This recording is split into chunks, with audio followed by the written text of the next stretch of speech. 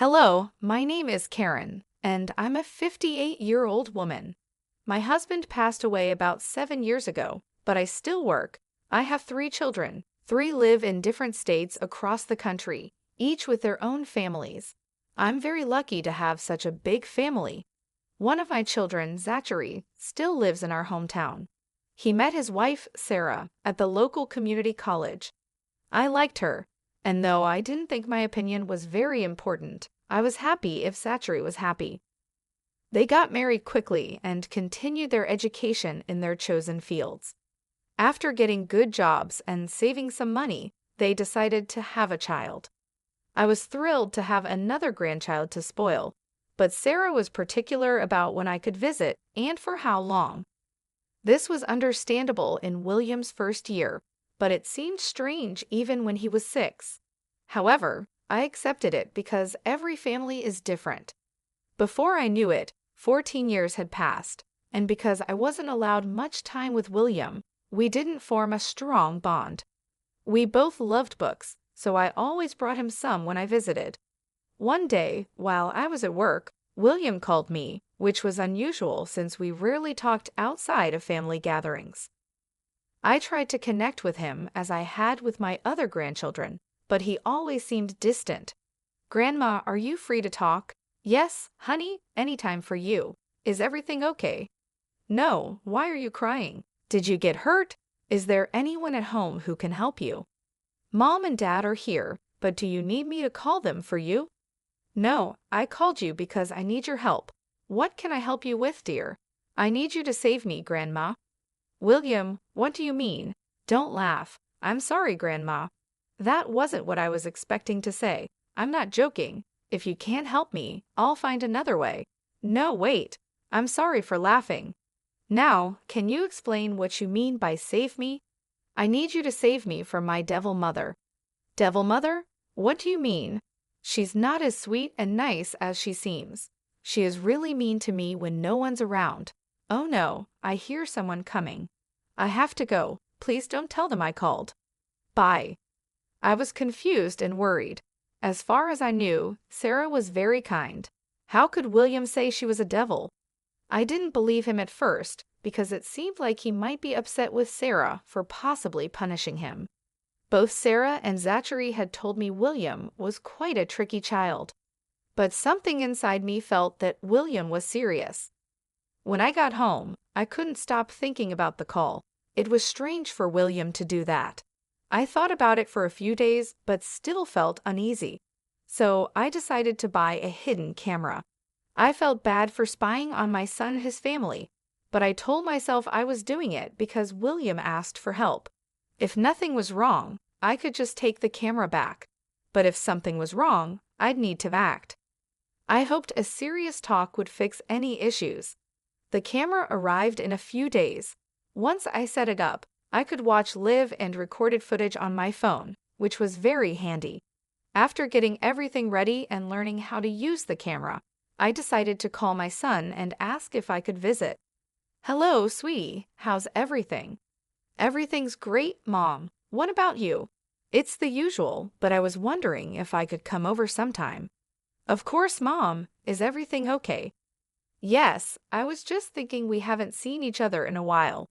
Maybe I could visit your place one day?" "Sure, Mom. How about this Sunday?" "That works. But should I check with Sarah first? I remember not liking it when your dad made plans without asking me." "I know Sarah would be happy to have you over." "Don't worry, Mom." "All right then, I'll be there around 7 o'clock." "That works. See you soon. Take care." Even though I had another reason for visiting, I was still excited to spend time with my son.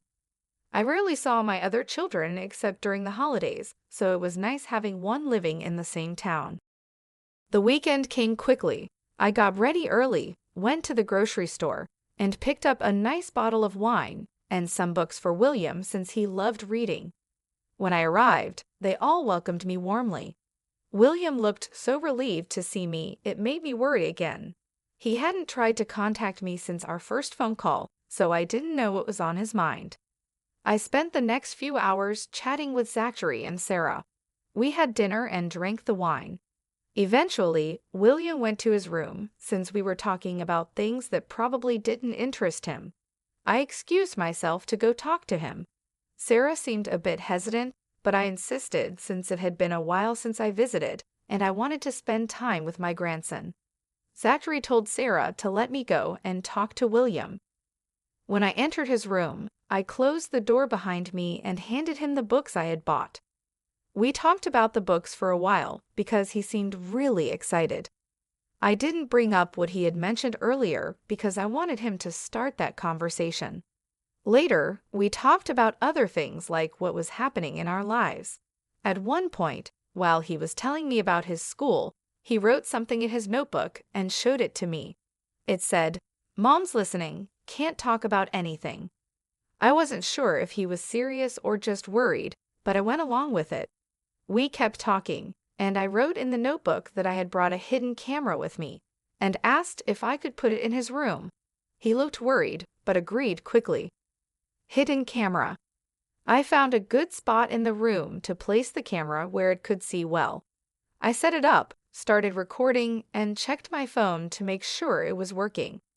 I stayed with William a bit longer until I told him it was getting late and I needed to go. I left my scarf behind on purpose so I would have a reason to return. After I said that, I heard quick footsteps moving away from the door, which made me wonder if William was really in trouble.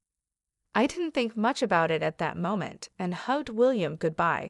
I went downstairs, said goodbye to Zachary and Sarah, and left. Back home. I was tired that night but checked the camera when I got home. I stayed up for an hour to read and kept an eye on the footage. The only thing that happened was my son walking into William's room and asking what we had talked about. William told him. Eventually, I fell asleep. The next morning, I was in a hurry and didn't check the cameras. I only looked at the footage after I knew William would be back from school. Again, not much happened, and I started to wonder if William might have been making it up. I decided to wait one more day, and if I didn't see anything suspicious, I planned to visit when Zachary and Sarah weren't home and ask William to return the camera. However, that night, as I watched the footage while reading, I discovered what William had been trying to tell me. I saw Sarah enter his room with a stick, followed by Zachary. I quickly unmuted the video. I listened as Sarah asked William to recount his entire day in great detail. Every time he hesitated or stuttered, she would sharply question if he was lying. If she thought he was lying, she would make him hold out his hands and hit his knuckles 2 or 4 times. I watched in horror as she hit him more and more often. William was crying, and Zachary just stood there watching. I was shocked and upset by what I saw. I had always raised my kids gently. I believe that children are smarter than we think, and they understand when things are explained to them. I couldn't understand why Zachary was just watching and letting his son be hurt over something so trivial. I wanted to rush over there and stop them, but what could I say? They would find it strange that I returned just a day after my last visit. I remembered leaving my scarf there, which I could have used as an excuse to see William again. So I picked up my phone and called Zachary. "Hey, Mom, is everything okay?" "Yes, no worries. I hope I'm not bothering you." "No, Sarah and I were just putting William to bed." "Oh, okay. I just wanted to say I think I left my scarf in William's room last night. I set it down and then forgot it. Do you think I could come by tomorrow to pick it up? Why don't I bring it over to you right now?" "No, I'm too tired, and I'll probably fall asleep before you get here. I had a long day at work and can barely hold up the phone." "All right then, why don't you come by in the evening?" "I can't come then. I'm meeting some friends for game night tomorrow." "Well, Sarah, and I won't be back until the evening. Why don't you come the day after? I need the scarf for tomorrow. We're having a get-together." "You could come in the afternoon. William will be home." "Oh, lovely. I'll be there around 4. Good night." My heart raced as I made up excuses on the spot. At least my call had distracted Zachary and Sarah enough for them to stop focusing on William. But before they left William's room, Sarah said that William wouldn't get any dinner or any other meals until dinner the next day. I was shocked. The next day, I took off from work and prepared myself to talk to William. I was sure he wouldn't want to continue living there, but I needed to hear it from him. Before going to Zachary's house, I picked up some food for both of us. When I got there, William looked like he was about to faint. He seemed weak and hungry. Sarah really had not let him eat. I quickly gave him the food, and he ate it hungrily. I felt very sorry for him and wanted to help him. After he finished eating, I spoke to him. "Did you see everything that happened?" "Yes, darling, and I'm so sorry for laughing at you before. I had no idea." "It's okay. Mom seems so nice, but has she always been like this?" "The beating only started recently, but she's been starving me for a while." "Why isn't Zachary doing anything?" "He's too scared of Mom. He just follows her and does whatever she says. She always gets her way." "Oh, honey, I'm so sorry you've been going through this. But why didn't you eat at school?" "Mom doesn't send me to school on the days she doesn't let me eat. I stay home. She checks how much food we have in the house. If even 1 gram of food is missing when she gets back, I get punished more. So she's starving you and messing up your schooling. I'm going to do my best to help you, okay? I need you to tell me right now if you want to come live with me. I'll take care of everything you need and keep you away from Mom and Dad." "Of course, Grandma. Anywhere away from here will be great. I promise to be good. Just please take me away from here." "I promise I will, darling, but it will take some time. Do you think you can handle staying here a little while longer?" "Yeah, I can. I've been living here for 14 years, so I can wait a bit more." I carefully removed all the wrappers and made sure there was no trace of food. I didn't want Sarah to make things worse for William. I helped William clean up any crumbs and double-checked to make sure we left the place just as it had been. I went back home and called Zachary to let him know I had gotten my scarf back and thanked him for being cooperative. Next, I contacted a friend who works in family law. I explained my situation, and he said that fighting for custody of William would be hard and long. He also told me that even if I got custody, it might be temporary, and Sarah could change her behavior and regain custody. I knew going to court might not work in my favor with the little evidence I had, but I did have one plan. I could use the evidence to get her to make me William's legal guardian. Sarah works as a counselor at a middle school, and I was sure she wouldn't want her abusing her child to become known and risk her job and future opportunities. I kept a close watch on the footage over the next few days as I gathered all my evidence and prepared the paperwork for a transfer of guardianship. I waited until the weekend to visit Zachary's unannounced. When Zachary opened the door, he looked surprised. "Mom, what are you doing here? I need to talk to you and Sarah." I don't think now's a good time." "Why? What's going on?" "Just family stuff." "Hold on, how come you're over so frequently? Can I visit my son? I didn't think I needed special permission to do that." "I didn't mean it like that, but it's just unusual. You don't usually come by so often, and this week it's been frequent, which is strange since you rarely ever drop by before." "It's not really strange. I only came over today because I have something seriously important that I need to discuss with both of you." "What's that sound?" I had my suspicions about Sarah's behavior towards William because of how evasive Zachary had been acting. But when I suddenly heard what sounded like loud crying coming from William's room, I knew I had to act. There was no way I could just stand by when I was right there and could do something. I quickly moved past Zachary, with more of a speed walk than a run due to my age, and burst into William's room. There, I saw William sobbing, clutching his face, while Sarah stood over him, breathing heavily, her face twisted with malice. The sight made me shiver. I rushed to William's side and asked him if he was all right. He just hugged me tightly, crying into my shoulder, while Sarah huffed and stormed out of the room. Once William calmed down a little, I took a good look at him. His cheek was red and swelling, his knuckles were bleeding, and there were welts on his arms, all evidence of being hit with a stick. I felt a rage like never before. What kind of monster would need to hit a child so hard? No matter what he did, nothing justified that level of harshness.